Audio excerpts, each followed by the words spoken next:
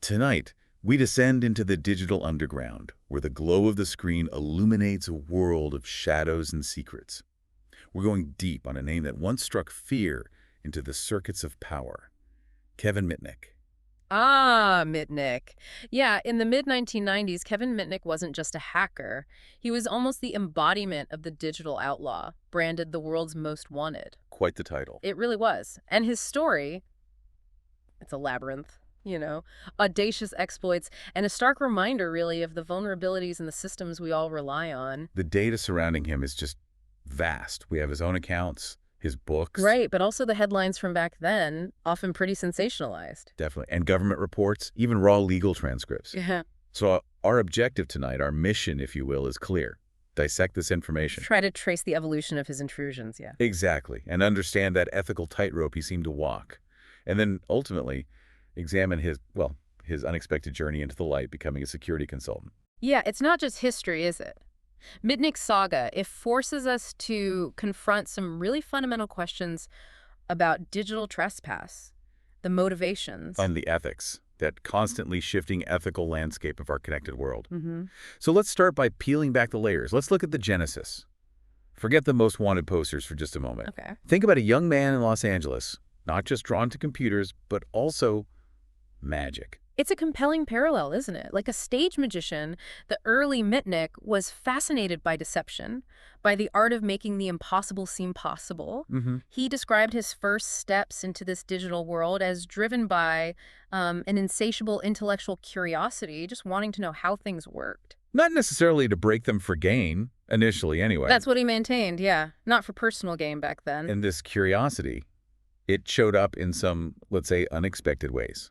We're not talking complex encryption cracking yet. No. Think simpler. Think. A 12-year-old figuring out how to ride the LA public transit system for free. How did he manage that? He found discarded bus transfers. You know, the unpunched ones. Blank tickets, essentially. And he realized he could exploit that loophole. It wasn't like a super sophisticated hack, technically. But it showed something, right, that mindset. Exactly. An innate ability to spot and leverage weaknesses in a system, whether it's digital or, physical, like punch cards. Then there's the McDonald's drive-thru prank. It sounds almost like an urban legend. Right. But it apparently happened. It illustrates that early fascination with manipulating communication systems. What did he do? He found a way to basically take over the drive-thru worker's headset, impersonate their voice. Imagine the confusion. Chaos for the customers. These seem like small things, maybe. Kind of trivial, yeah, but they demonstrate a developing interest in the power of manipulation, of bending systems and people to his will. Okay, so from bus transfers and drive-thrus, the stakes ramped up significantly around age 16.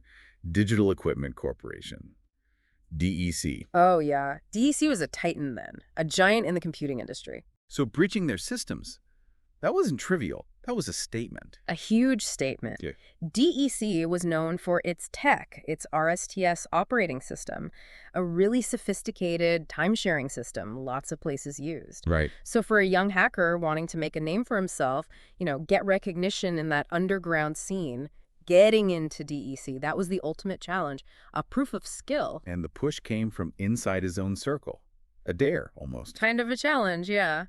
To infiltrate DEC's ARC system specifically. And the goal wasn't destruction. No, not according to him. It was about proving he could do it. The acquisition of forbidden knowledge, understanding how this complex system worked. The intellectual conquest. That's the idea. The ARC system was central to developing RSTS. Getting access was the prize. And the method he used. Yeah. It wasn't some complex code exploit, was it? No, this is key. He targeted a much more human vulnerability. Social engineering. He went after the people holding the keys. He figured out who the system admin and the project manager for the ARC system were, then carefully crafted phone calls pretending to be a lead developer. Just talked his way in. Skillfully extracted bits of information. And the password itself. It's almost unbelievable. What was it? Buffoon? Seriously, Buffoon. Seriously, it just underscores that critical truth, right? The weakest link so often isn't the tech. It's the human element. Wow, Buffoon. Yeah. The irony. Yeah. And with that one word, he was in. Downloading DEC's operating system source code. How long did that take? Minutes, apparently. Within 5 minutes, he had it. That level of access. Yeah. It should have set off alarm bells everywhere. It granted him the literal blueprint of a major piece of DEC's intellectual property. But his reaction afterwards is interesting. What did he do? He shared his success, his triumph with his peers, the other hackers in his group. And they were impressed. Well, not exactly the reaction he probably expected. They reported him to DEC. They turned him in. Why? It seems a line had been crossed, even for them. It suggests there was some kind of maybe nascent ethical code, even in the early hacking scene. Pushing boundaries was one thing, but getting the core source code of a major corporation, that was maybe too far for some. So what happened then? DEC must have reacted strongly. Oh, yeah. Initially, they claimed the damage was massive. $4 million was the first number thrown around. $4 million. Yeah, but that figure got revised way down later. The U.S. attorney corrected it to about $160,000. Still significant, obviously. But a big difference. Yeah. Regardless, the consequences were real now. This wasn't pranks anymore. No, this marked a serious escalation. And over the next decade, Mitnick's activities, they just seemed to become more frequent, more daring. Like what? Pacific Bell manuals, getting into systems at the University of Southern California, software from the Santa Cruz operation, and he even went back to DEC later for their VMS operating system source code. Another big one, so the scope just kept expanding. It did. That initial curiosity seemed to morph into something more compulsive. Right, this is where the narrative shifts a bit, and you start hearing the word addiction. His own lawyer used that argument. Yeah, the defense strategy was basically that his compulsion to hack was like a dependency, like drugs or gambling, something almost beyond his rational control. Did it work? It led to a sentence, yeah. A year in prison and then 6 months of counseling. And during that counseling period, he was banned from using any technology. Wow. For someone like him, a complete tech ban must have been incredibly difficult. You'd imagine so, a kind of court-enforced digital detox. But when he got out, the scrutiny didn't stop. It actually intensified. Right, government monitoring. There was even a criminal informant introduced into his life. He felt like he was being set up, pushed towards another fall. Let up. That's how he perceived it. And during this supervised release, he apparently uncovered evidence that Pacific Bell was wiretapping a private investigator firm he was involved with. Which would certainly fuel paranoia and distrust. Exactly. He felt trapped, maybe betrayed, so he made a really drastic move. He went on the run. The FBI issued a warrant, and for the next 2.5 years, Kevin Mitnick became a fugitive. A digital ghost. Just vanished. Pretty much. Off the grid, leaving only digital traces.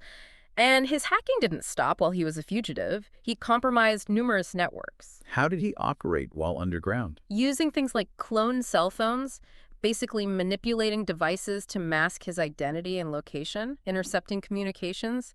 His ability to stay invisible, digitally speaking, became almost legendary. How did Mitnick himself describe this period? Was it still about curiosity? He called it a powerful passion and an addiction, fueled by intellectual challenge, the seduction of adventure, and most importantly, the pursuit of knowledge. So knowledge was still key for him. He maintained that, yeah. And he also insisted that even while on the run, he stuck to his personal code, the sort of hacker ethic, not profiting, not causing intentional harm. So the thrill was the main driver. The chase. It seems like it. Both the digital chase, cracking systems, and the physical one, evading the FBI, that seemed to be a primary motivation. But that kind of chase, yeah, it inevitably ends, doesn't it? It usually does. And the narrative shifts again dramatically with Tsutomu Shimomura. Ah, Shimomura. This wasn't just some corporate server Mitnick hit. No. This was Shimomura's own machine at the San Diego Supercomputer Center, breached on Christmas Day, 1994. It felt personal. Who was Shimomura? A highly respected computational physicist specializing in computer security. So this wasn't just an attack on data. It was a direct challenge to his expertise, his work. Making it personal. Exactly. It ignited a personal pursuit, a digital manhunt, led by Shimomura himself. And Shimomura didn't just react emotionally. His response was methodical. Extremely. Patient, detailed analysis of the intrusion. It took weeks. He and his team meticulously dissected the attack, tracing the steps, figuring out the techniques Mitnick used. Forensic analysis. Deep forensic analysis, absolutely crucial for piecing together Mitnick's methods and ultimately tracking him down. And the breakthrough came from cell phone activity. Yeah, tracking suspicious cellular activity. It originated from Raleigh, North Carolina, on the Netcom network, one of the big early internet service providers. But it wasn't a direct line back to Mitnick. He was covering his tracks. Oh, definitely. He was using sophisticated techniques to mask his location. The calls were being routed, looped through multiple telecom switches, Hmm. GTE and Sprint specifically. Like bouncing the signal around? Exactly. Like bouncing a signal between multiple points to disguise where it really started, a deliberate obfuscation to throw off anyone trying to trace him. So how did they unravel that? It required Shimomura working directly with a technician at Sprint. They had to untangle this complex web of call routing. And they managed to pinpoint the source? Eventually, yes, they pinpointed the source of these looping calls, and then the hunt became physical. Shimomura went to Raleigh. She did. Flew to Raleigh, teamed up with the Sprint tech, and they used a cellular frequency direction finding antenna. Like a high-tech homing device for cell signals. Pretty much. Like a sophisticated radio direction finder, they could monitor the signal strength, narrow it down block by block, until they pinpointed Mitnick's location to a specific apartment complex. Incredible. The digital hunt turns physical. Right. And on February 15th, 1995, it was over. The FBI moved in, arrested Kevin Mitnick in his Raleigh apartment. The end of the chase. The world's most wanted computer hacker was caught. Found with the tools of his trade right there. Cloned cell phones, tons of cellular codes, false IDs, the digital phantom cornered in the real world. And that FBI label stuck.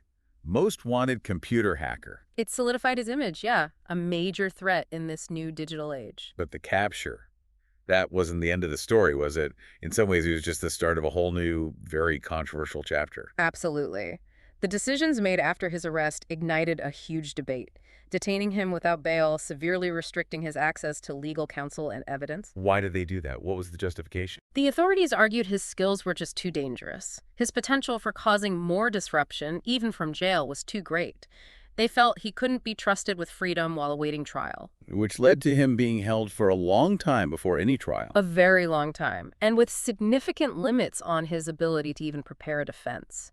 It raised serious questions about due process, about civil liberties. And the media portrayal played a big role too, didn't it? Particularly John Markoff's reporting in the New York Times. It did. Markoff's reporting was very influential, but it also drew sharp criticism, especially from the hacker community, from publications like 2600 magazine. What do they object to? They alleged sensationalism, inaccuracies. Yeah. 2600 presented a counter-narrative challenging that mainstream depiction. Like the alleged theft of 20,000 credit card numbers. Exactly. That was a huge headline grabber. But 2600 and others claimed that file, that list of numbers, had actually been floating around the Netcom community for months before Mitnick supposedly got it. So questioning whether he was the one who stole them or just accessed something already out there. Right. It raised serious questions about the accuracy of some of the biggest accusations against him. And the indictment itself. 25 counts. But what was actually in it? Did it accuse him of trying to sell secrets or cause damage? That's the interesting part. Despite the most wanted label and all the fear, the indictment didn't actually allege intent to sell software for profit or intent to cause deliberate harm. So what were the main charges? Things like making false statements over the phone, wire fraud related to accessing systems, and the act of copying proprietary software. Okay. The absence of charges relating to malicious intent or financial gain became a really central point for his supporters. They argued his actions were more about curiosity, however illegal, than traditional criminality. And the damage figures the government used. Yeah. And they were huge, right? Staggering. $300 million was the estimate often cited. $300 million. Yeah. Mitnick himself and his defense vehemently disputed that. He argued he never deprived companies of their software. He just made copies to explore them. A crucial distinction in his mind between digital trespass and actual theft that causes direct financial loss. Precisely. He argued his actions, while definitely unauthorized, didn't fit the legal definition of fraud in the same way as, say, stealing and selling physical goods. He pointed to other computer intrusion cases with similar actions but much, much lighter penalties. And he consistently maintained he had no malicious intent, no plan to use or leak the information he accessed. That was his constant claim. This question of intent became absolutely pivotal in the whole legal battle. Was it curiosity or criminality, exploration or espionage? His defense really hinged on arguing that the crucial element, intent to defraud or cause harm, just wasn't there. Exactly. A vital distinction if they wanted to challenge the more serious fraud charges. And the fact he was denied a bail hearing. That was another major point of contention. Hugely contentious. Arguments flew that it violated his basic constitutional rights, being held for what was it, 4.5 years before trial. 4.5 years pre-trial. That's extraordinary. Extremely unusual for those types of charges. The lack of a bail hearing meant he never got the chance to argue for release, to challenge the government's claims about his danger level in open court early on. And this long detention fueled the support movement. Definitely. It became a rallying cry for the Free Kevin movement, highlighting concerns about fairness, about the process. Then there's that almost unbelievable story. The claim that he could launch nuclear missiles by whistling into a phone. Yeah, the ICBM whistling claim. Apparently, a federal prosecutor allegedly made that claim in court to argue against him having any phone access. Leading to solitary confinement. 8 months in solitary based on that fear. It sounds absurd now, looking back. Completely. But it speaks volumes about the level of fear and, frankly, misunderstanding surrounding hackers' capabilities back then. It fed this perception of Mitnick as this uniquely dangerous, almost mythical figure. Justifying extreme measures. Arguably inhumane measures, like that prolonged solitary confinement. So the Free Kevin movement wasn't just about Mitnick himself. No, it grew bigger than that. It Yeah. tapped into broader concerns about civil liberties in the digital age, about potentially disproportionate punishment, government overreach in cyberspace. And the media's role in shaping perception. Absolutely. Especially when, as they argued, there wasn't clear proof of malicious intent or significant financial gain in the traditional sense. But then, after all that, after his release from prison, the narrative takes another sharp turn. A really unexpected one. Kevin Mitnick, the notorious black hat hacker, he transforms, becomes a respected voice within the cybersecurity industry. The potier turns gamekeeper, as they say. Pretty much sums it up. After he was released in 2000, he completely reinvented himself, founded Mitnick Security Consulting. Using his knowledge for defense? Exactly, leveraging his intimate firsthand knowledge of vulnerabilities to help companies and even government agencies strengthen their defenses.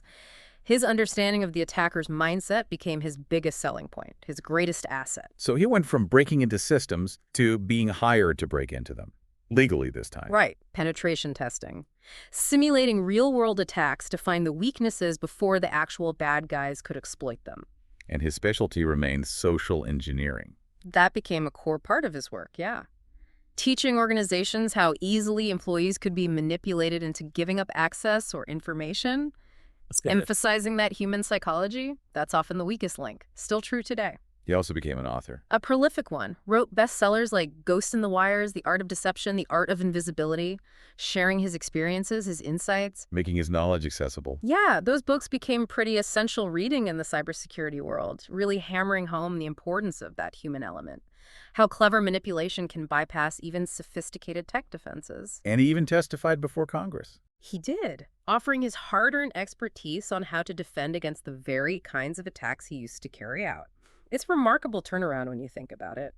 What kind of advice did he give? A lot focused on the urgent need for security awareness training, teaching people about social engineering tactics. He also did demos showing physical security flaws, like how easily you could clone HID access cards. The key cards people use to get into buildings. Exactly. Using relatively simple, readily available technology, showing that physical security often isn't as robust as people assume. And he demonstrated digital attacks, too. Oh, yeah. Eye-opening demos of social engineering attacks. Yeah. How clicking on what looks like a harmless PDF attachment in an email. Something people do every day. All the time. How that could lead to complete system compromise. Malware getting silently installed, taking over the machine. It really illustrated how easily malware could slip past traditional defenses through these seemingly innocent vectors. He also stressed the basics, diligently patching software to close known security holes. Keeping things updated. Right. And implementing proper firewall egress rules, basically, controls that limit what communication can go out from inside a network. That helps stop compromised systems from phoning home to the attackers. It's fascinating to hear his perspective, having seen the evolution of hacking firsthand.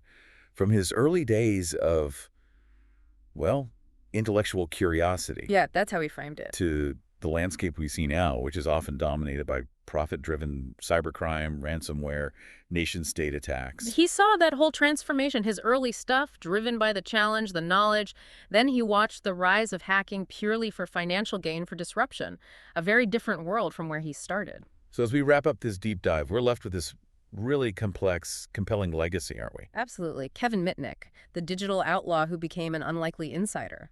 the black hat who eventually put on a white hat. And his journey offers some profound insights, doesn't it? Especially about the enduring power of social engineering. Definitely. Even with all the tech advancements, AI, everything, the human element often remains that critical, exploitable vulnerability. And the ethical questions raised back then, Right. around his early hacks, the legal battles, they still resonate today, don't they? They shaped cyber law, public perception. No question. Mitnick's case forced a confrontation. How do we deal with the intangible nature of digital property? How do we define intent in the digital realm? What's the right balance between security and liberty? These are still live issues. So finally, considering Mitnick's whole trajectory, it leaves us, and you listening, to ponder our ongoing responsibilities, right? Mm-hmm. Individuals, organizations. Mm-hmm. How do we navigate this constantly shifting landscape of threats and ethics? Yeah, what does it really mean? To be driven by curiosity versus criminal intent in this digital age? Where is that line? It's a question that definitely demands our attention and maybe a deeper dive of our own.